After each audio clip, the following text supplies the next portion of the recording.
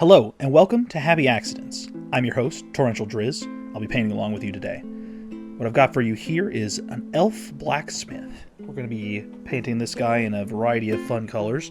I've got elf skin tone, sick green, some dark flesh tone for the wood, gunmetal for all the metal stuff, and I'm going to use this ghost gray for her hair, make her kind of a older elf blacksmith lady. This is going to be kind of fun. So let's just dive right in. Set these aside for now. Shake up the elf skin tone. We're going to start with the skin layer. Work our way out.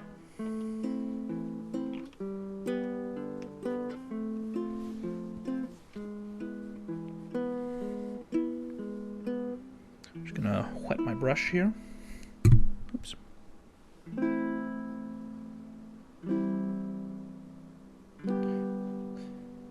Just gonna go right in to that elf skin tone. We're looking for kind of a milky consistency, not completely transparent, not completely opaque, a little bit translucent. I'm just gonna go in here, start with her face.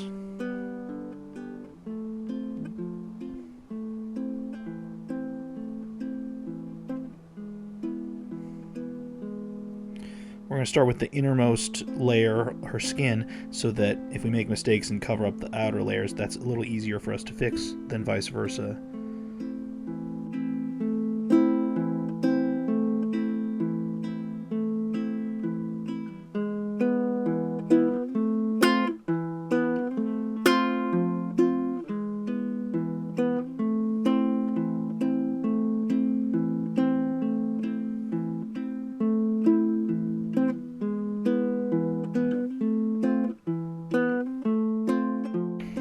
Okay, we've got this to the correct level of thinness, which you can tell because the first layer looks a little bit patchy, not quite fully covering all the surfaces. That's actually good. We want to build up those layers of pigment over several coats. So I'm going to let that dry for just a minute while I move on to a different color. And then we'll come back to that one.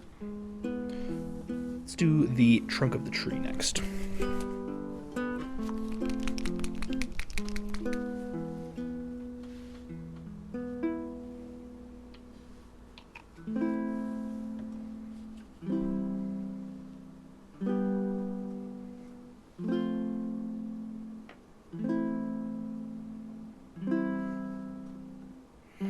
For these larger surfaces, I'm going to try to get a pretty good amount of paint on the brush there and then use the wide surface of the brush to coat as much of it as possible. That allows me to put a more even coat with this thin paint, coating a wider surface area.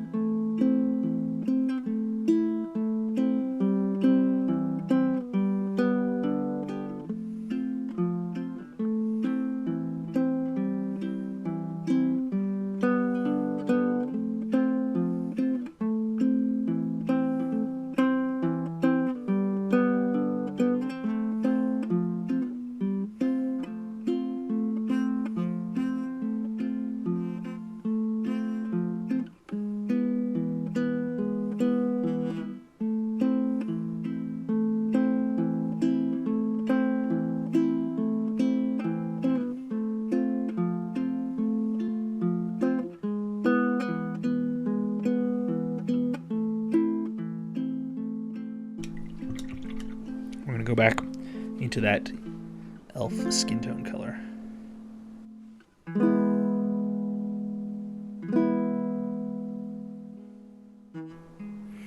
I want to resist the urge to paint over spots that are still wet, because if it's partially dried and you paint over it, you can pull away the wet paint, leaving behind the dry from the last coat, and that will create a really uneven texture, or what's called a tear.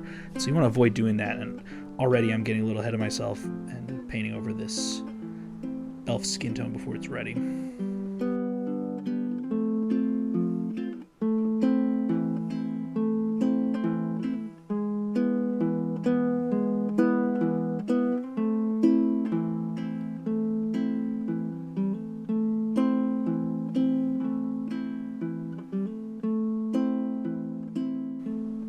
By the way, the brush I'm using is a Winsor & Newton number 3 round brush. I like this one because it's got a nice belly on it. It can hold quite a bit of paint, but it's also got a relatively fine tip as long as I treat it right. I'm already getting some stray hairs here, but it's a nice brush for this purpose, small details.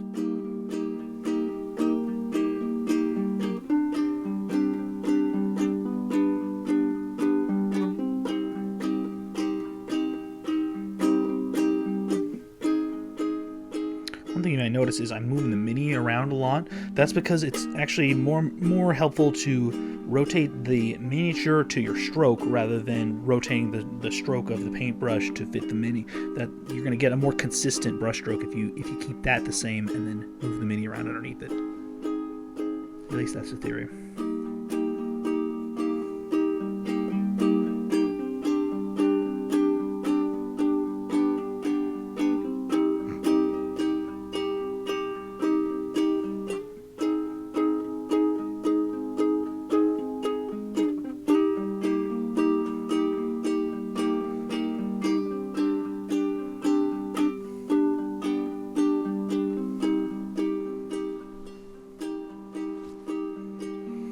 Let's move on to the gunmetal color. We're going to do the anvil and the sword with this color.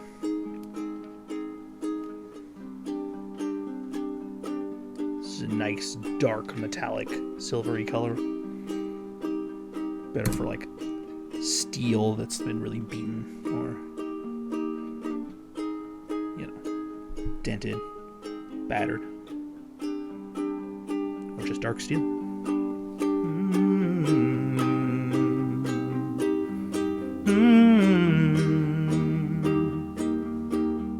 I have to be kind of careful with this technique that I'm using of switching colors a lot and like just continuously painting different parts, because if two wet colors come into contact, they're going to mix together, and you probably don't want that. You have to be kind of careful about choosing where on the model you're moving from and to.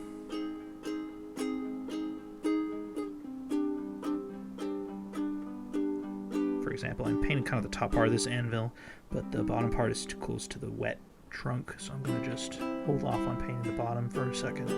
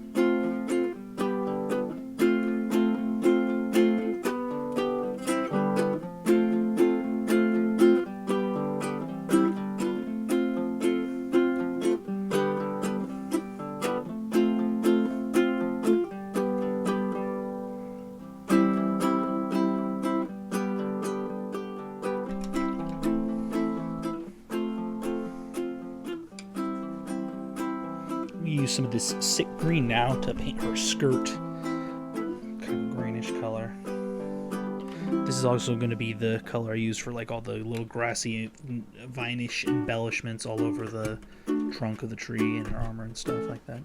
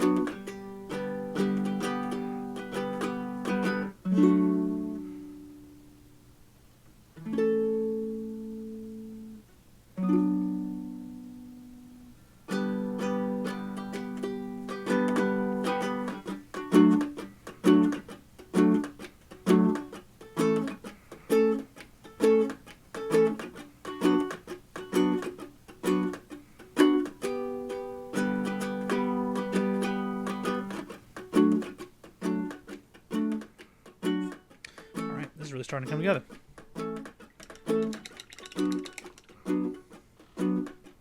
I'm gonna paint the ground green too. I think this lady's standing in a little grassy field.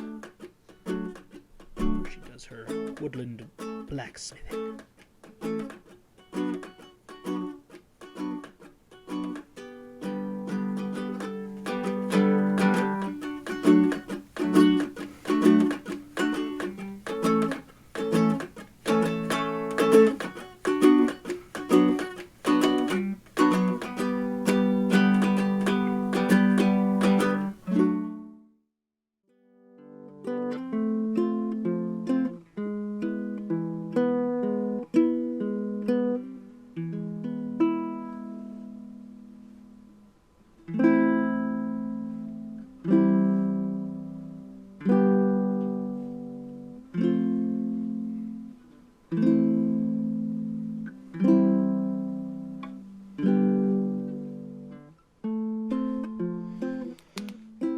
Alright, here we go. Last color I'm going to add is Ghost Gray. Mix it up real good. Just drop a little out on the palette here. I can tell just from the way it came out, this stuff is really thick. I think that the lighter color pigments tend to be larger molecular size, like larger particulates, and so that affects the viscosity pretty aggressively. So these lighter colored pigments, you're going to need a little more water.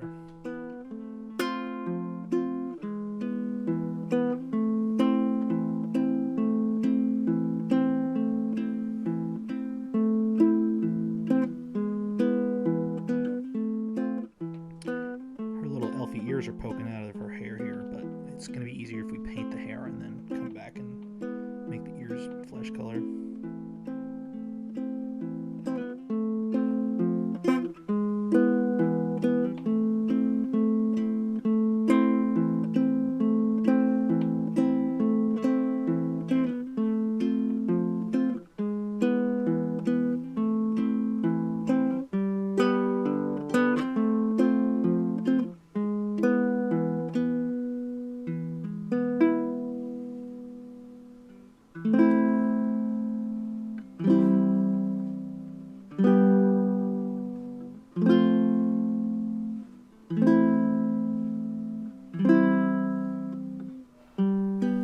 Skin is one of those things that usually requires a million coats to get right because it's almost always light colored compared to everything else around it, and it is just, you want to get it right, so you want to thin it down plenty, but that means it takes a lot of coats.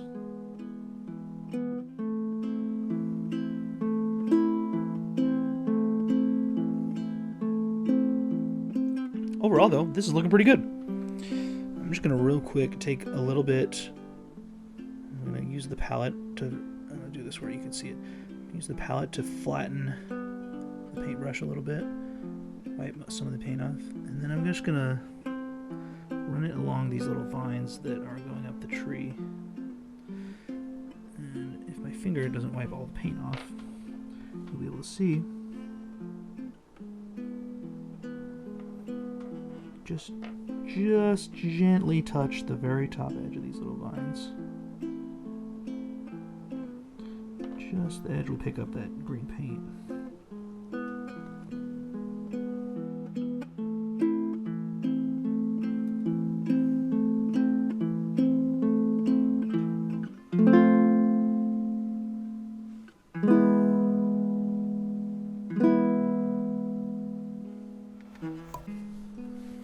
Do one more coat on her hair, and we'll call that good.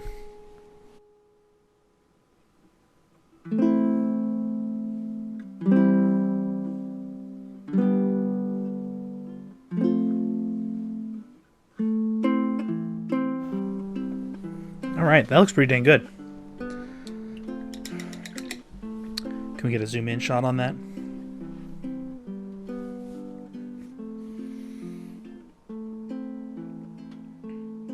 Alright, that's about how I would base coat this little guy. There's a little more work to do with the fine details later and doing highlighting and stuff, but we'll get to that in another video. It's looking pretty good.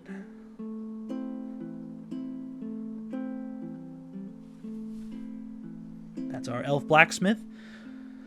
This has been our show, Happy Accidents. I'm your host, Torrential Driz.